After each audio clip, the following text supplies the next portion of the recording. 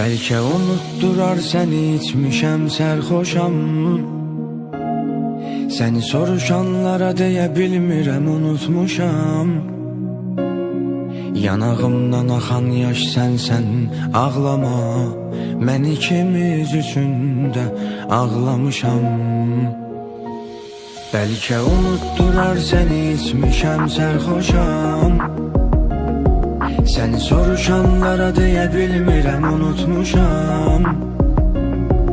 Yanağımdan axan yaş sənsən ağlama. Mən ikimiz üçün də ağlamışam.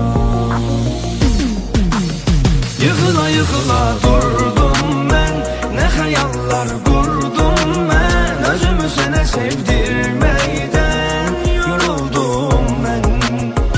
Yığıb hər şeyi getməkdən, ayrılıq betər ölməkdən. Özümü sənə sevdirməkdən yoruldum mən. Yıxıla yıxıla durdum mən, nə xəyallar qurdum mən. Özümü sənə sevdirməkdən yoruldum mən. Yığıb hər şeyi getməkdən, ayrılıq betər ölməkdən. Özümü sənə sevdirməkdən yoruldum mən.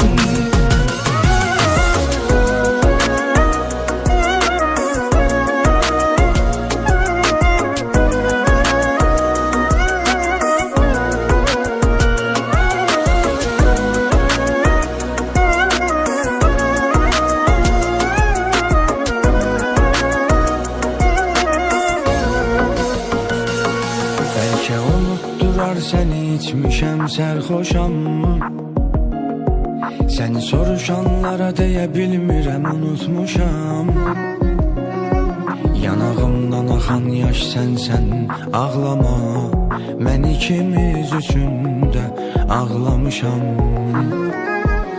Bəlkə unutdurar səni içmişəm sərxoşam. Səni soruşanlara deyə bilmirəm unutmuşam. Yanağımdan axan yaş sənsən ağlama. Mən ikimiz üçün də ağlamışam. Yıxıla yıxıla durdum mən, nə xəyallar qurdum mən. Özümü sənə sevdirməkdən yoruldum mən. Yığıb hər şeyi getməkdən, ayrılıq betər ölməkdən. Özümü sənə sevdirməkdən yoruldum mən.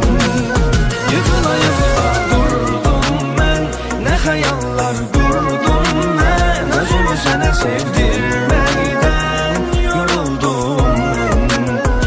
Yığıb hər şeyi getməkdən, ayrılıq betər ölməkdən. Özümü sənə sevdirməkdən